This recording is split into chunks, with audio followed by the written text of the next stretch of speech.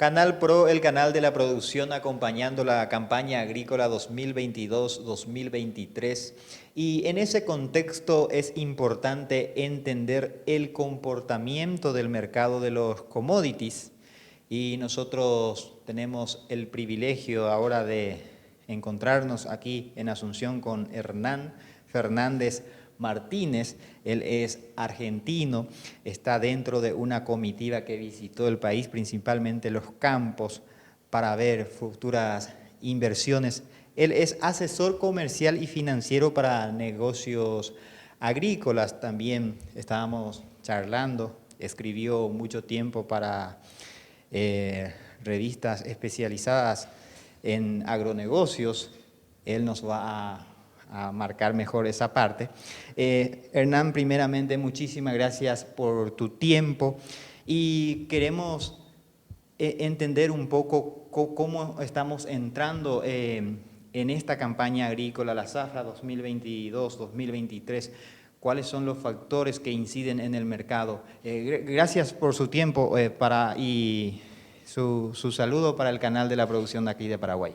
No, gracias por convocarme, la verdad que eso es un placer estar aquí, nos han recibido de manera excelente y vemos con agrado lo mucho que se está haciendo y lo mucho que hay por hacer también. Para arrancar, me decías la parte mediática, que en realidad no es que soy mediático, pero bueno, uno asesora a productores agrícolas por todo el país, en Uruguay hace varios años y quizás empecemos en serio a venir mensualmente acá a Paraguay. La parte mediática, insisto que no era mi fuerte, pero fui casi 6 años columnista del diario Clarín, en el Clarín Rural. Pero bueno, uno como a veces decimos, y mis amigos y clientes por Argentina me escuchan decir, está en la cancha. Uno está en la cancha, el concepto de fondo es intentar maximizar la rentabilidad, minimizando los riesgos, mirando muy de cerca el contexto, pero no con objeto periodístico, sino tomarlo como insumo para luego tomar decisiones concretas en la empresa agropecuaria, en términos financieros, comerciales y demás. Así que esa es un poco mi labor diaria por Argentina y Uruguay. Hernán, para contextualizar un poco cómo entramos en esta campaña 2022-2023 tras un año agrícola complicado también, como fue el año pasado, la zafra pasada por diferentes factores, y actualmente cuáles son los factores que inciden en esta campaña.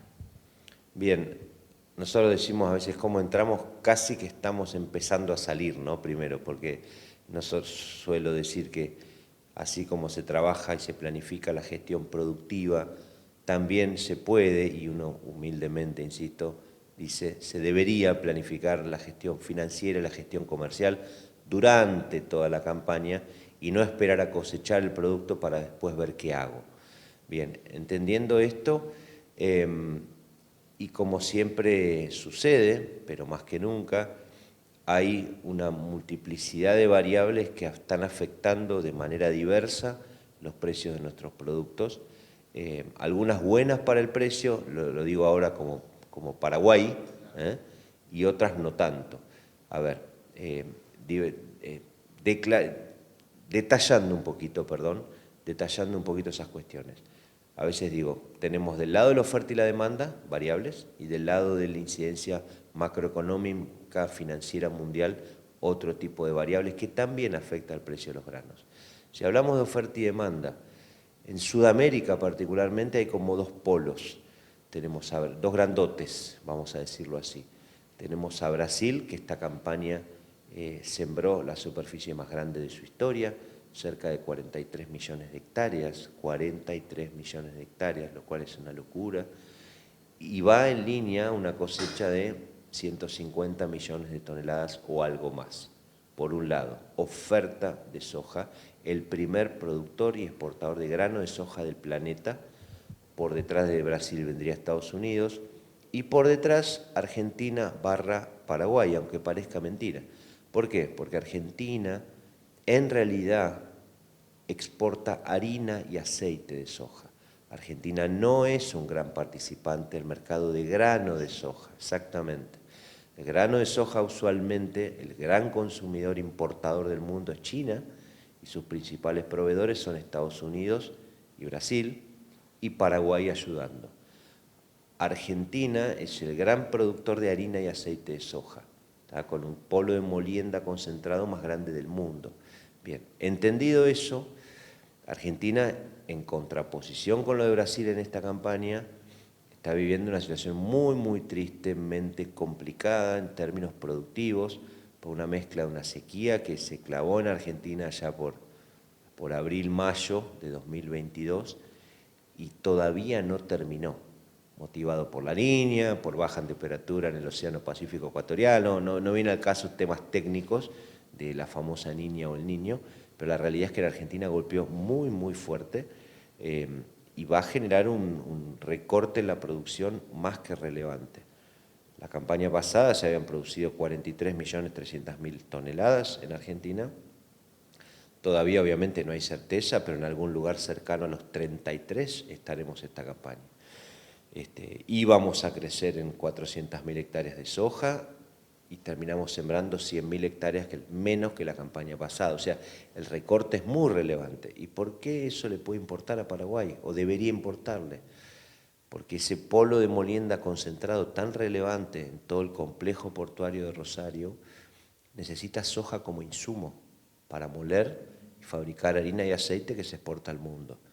Tanto y en cuanto vos tenés un recorte tan grande en la producción argentina, es altamente probable, en realidad ya está sucediendo, que Argentina requiera importar más volumen desde Paraguay para abastecer esa capacidad instalada que va a quedar más ociosa de lo que suele quedar normalmente, ¿tá? Eso por un lado. Y por otro lado, si de exportación de grano de soja al mundo habláramos, también seguramente se va a reducir a la mínima expresión, por no decir a cero, la exportación de grano de Argentina, con lo cual también se le abre, por lo menos en esta campaña, un poquito más de lugar a Paraguay como exportador global de grano de soja. Con lo cual, desde ese lugar creo que para Paraguay es recontra positivo. Hago una aclaración que por Argentina me suelen escuchar decir hace muchos años: no soy futurólogo ni predictor de precios, ni tiene sentido intentar hacerlo, ¿tá? Las variaciones de los precios de vuelta son multicausales siempre. En nuestro mundo tenemos tendencia a solo pensar en oferta y demanda, si alguien compra o si alguien vende, o el paradigma es si se baja la producción, entonces el precio va a subir. La respuesta es ni. ¿Por qué? Porque hay otro gran factor, y ahí quiero llegar para terminar de definirte el concepto, que es la incidencia del mundo financiero sobre el precio de nuestros productos. Para que dimensionen, en el mercado de Chicago, que es la gran referencia de los precios de los granos del mundo, se opera en el orden de 85 veces la producción norteamericana de soja, 85 veces la producción norteamericana de soja, en gente que compra y vende en el mercado de futuros, que es un mercado de papeles. En ese mercado no se compromete mercadería física. Entonces alguien puede comprar hoy y vender mañana, literalmente así, o comprar a la mañana y vender a la tarde. Esos son actores del mundo financiero que invierten en grano de soja como invierten en petróleo, café, cacao, jugo de naranja o acciones. Bien, ese enorme volumen de dinero que entra y sale, que al fin del día genera modificaciones en los precios también, a veces entra y sale, compra y vende determinado producto por factores que no tienen que ver con la oferta y la demanda. Ejemplo explícito: problemas geopolíticos pueden generar, han generado en el pasado, salida de capitales en búsqueda de un resguardo de valor ante una sensación de incertidumbre profunda. Entendido eso, lo digo esto, perdón, para que nadie piense, por favor, los precios nunca van a caer porque en Argentina hubo sequía. Es una parte del juego, esto es multicausal siempre. Ejemplo, ojalá no suceda nunca, pero la OTAN entra formalmente en guerra con Rusia y Vladimir Putin y se genera un conflicto bélico con armas nucleares de por medio. Estoy haciendo un ejemplo, por Dios que no suceda. Probablemente hay una retirada en masa de capital de un montón de productos en una búsqueda de resguardo de valor hasta que amaine la tormenta, y los precios capaz que se te caen $100. Son cosas que pueden pasar y que han sucedido, como allá por septiembre de 2008 con la quiebra de Lehman Brothers y esa crisis financiera internacional histórica. Entonces, resumiendo, hoy tenemos arriba de la mesa enormes tensiones geopolíticas de la mano de un Vladimir Putin o un personaje como Xi Jinping, presidente de China, o alguien como Jerome Powell, presidente de la Reserva Federal de Estados Unidos, que está luchando contra una inflación que le está costando bajar. Entonces, yo lo resumiría para Paraguay en un escenario de oferta y demanda de soja en el ámbito regional bien positivo para los precios, pero un contexto geopolítico que nos podría complicar las cosas. ¿Se entiende? Hernán, entonces, bien dijo la estimación de producción de Brasil, Argentina, nosotros también acá en Paraguay se estima otra vez un quiebre, pero no como el año pasado en el orden del 30%, y más que la producción o los efectos adversos del clima, son factores externos a eso, más bien lo que podría modificar el mercado para adelante. Absolutamente. Por eso traté de definir esas dos grandes variables. Si de oferta y demanda hablamos, va a haber una merma grande de oferta de Sudamérica, pensando en Argentina, que no es directamente reemplazable por Brasil, porque Argentina vende harina y aceite, mientras que Paraguay básicamente vende grano de soja, igual que Brasil, igual que Estados Unidos. En todo caso, yo diría, en términos fundamentales decimos nosotros, en términos de oferta y demanda, hay posibilidades de más precio por la merma de oferta, aunque hay una demanda que también viene trabajando a media máquina. Ese es el tercer factor que quería clarificar. Solemos pensar que cuando se cae determinada oferta de un producto, el precio va a subir. Es un paradigma mental que a veces se tiene en el sector. Del otro lado del mostrador también está la demanda, y la demanda no es estable. ¿Tá? En todo este contexto post-COVID-19, inflacionarios y demás, las demandas en general por múltiples motivos, pero básicamente por un tema macroeconómico, vienen trabajando a media máquina. La demanda no está explotada positivamente como era en 2008-2009. Entonces, el cuadro siempre es multicausal. Hoy desde lo geopolítico y desde la demanda no es del todo positivo. Hay un signo de pregunta ahí que nos da pinceladas de incertidumbre. Desde la oferta tenemos situaciones positivas. En todo caso, ahí bajo a mi trabajo diario. Si yo tengo precios que en mi presupuesto económico, la sugerencia a cualquier empresario agrícola de nuestros países como Argentina o Paraguay es hacer los números. Yo sé que en nuestro medio no se hacen demasiado los números, ¿tá?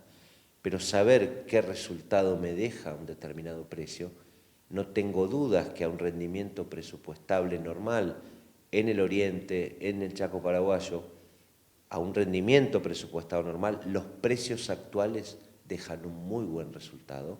Estamos hablando de preciazos en términos internacionales. No dejar de ir tomándolos, por lo menos para pagar las cuentas, digo yo, por lo menos para pagar los costos de cosecha.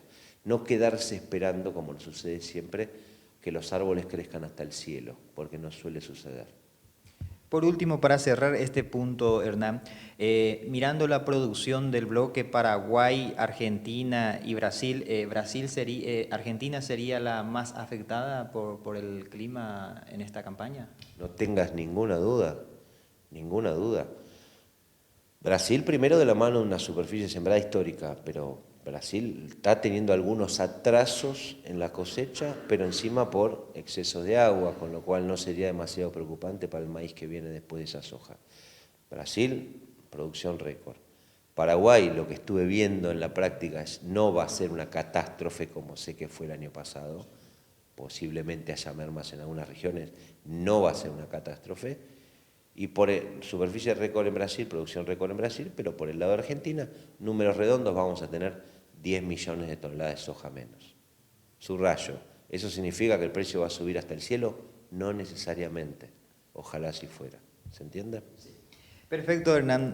Otro tema que queríamos conversar contigo es justamente el motivo de tu visita aquí en Paraguay y sabemos que vinieron en una comitiva para mirar un poco las posibilidades de negocios aquí en Paraguay y en ese caso sería la pregunta, ¿cuál es la potencial de inversión principalmente de argentinos aquí en Paraguay en cuanto a agronegocios? Bien, ¿Y qué pudieron ver también? Sé que estuvieron recorriendo un poco el campo en estos días, la lluvia no posibilitó hacer mayores recorridos tal vez, pero es lo que queríamos hace rato también, entonces el campo también está muy esperanzador con las lluvias que están llegando aquí en Paraguay. sí, arranco por el principio y lo digo si querés con dolor, un poquito de dolor porque amo a mi país, donde, donde nací, crecí y donde quiero morir. Pero bueno, claramente el escenario macroeconómico está especialmente complejo, algunos dicen como siempre, pero yo agrego más que nunca.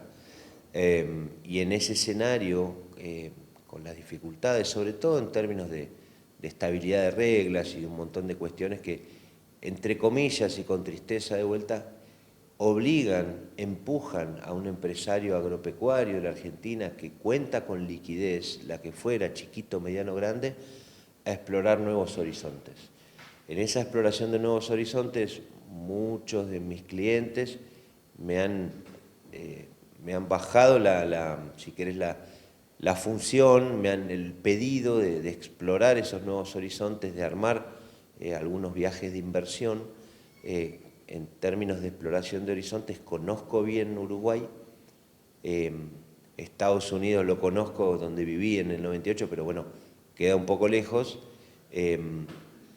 Paraguay era el resultado primero y segundo, dentro de Paraguay y apuntando ya en términos de análisis de inversión, en el oeste paraguayo, en lo que usted llama el Chaco paraguayo, zona Filadelfia, Loma Plata y alrededores, por citar algunas localidades, se ve un potencial enorme y real y concreto. Entonces, objetivamente debo decir, sumado al orden, todos los países tenemos problemas sin lugar a dudas, pero la posibilidad de invertir, la posibilidad del intercambio libre de capitales que hay en Paraguay, vi muchas cosas desde lo institucional sumamente interesantes y en algunos costados, de vuelta con tristeza lo digo, envidiables como argentino, es que hay mucha tentación. Resumo, nos vinimos con 10 productores que asesoro hace tiempo, muchos de ellos de Salta, algunos de Chaco, 2 del sur de Córdoba, a recorrer el Chaco paraguayo. Estuvimos viendo campos actualmente agrícolas, campo próximo a entrar en el negocio agrícola con pasturas degradadas y estuvimos viendo ganadería. Es verdad que no pudimos hacer todas las visitas que queríamos porque la tormenta no nos dejó volar, tuvimos que ir al oeste en camioneta, pero nos permitió al mismo tiempo, mirando el vaso lleno, recorrer en camioneta, que se aprende mucho más, se conoce mucho más, todos los ambientes desde Asunción hasta por decir, Loma Plata o aquellos barrios, o Mariscal Estigarribia. Entonces fuimos entendiendo y conociendo cómo es el territorio paraguayo desde ese lugar. Y la verdad que nos encontramos con cosas súper interesantes. Tengo un potencial grande todavía de clientes queriendo venir, lo tenemos que ir dividiendo para hacer uso eficiente del tiempo, pero la verdad que de vuelta, con cierta tristeza, un poco escapando del contexto macroeconómico argentino, pero hay mucho potencial de argentinos para invertir aquí. Atractivo es el Chaco paraguayo en su potencial de desarrollo, Hernán. Absolutamente, por dos razones gruesas, si se quiere. Una es la posibilidad de obtener resultado agrícola más que interesante por hectárea, con los riesgos que tiene la actividad agrícola, naturalmente, en este y en todos los países agrícolas, de seca, de falta de agua, de piedras, de lo que fuere, pero al mismo tiempo, a la par del resultado por hectárea presupuestable y obtenible, que es sumamente interesante, algo que no es menor para quien mira a largo plazo, que es la posibilidad de capitalización de esa tierra, la posibilidad de incremento del valor de esa tierra, todavía en el Chaco paraguayo. Entonces, a veces decimos en el ejemplo, estamos en una estación de tren para el inversor, el tren empezó a pasar, ¿tá? Van pasando, todavía no abandonó la estación y la gente se va subiendo, ¿tá?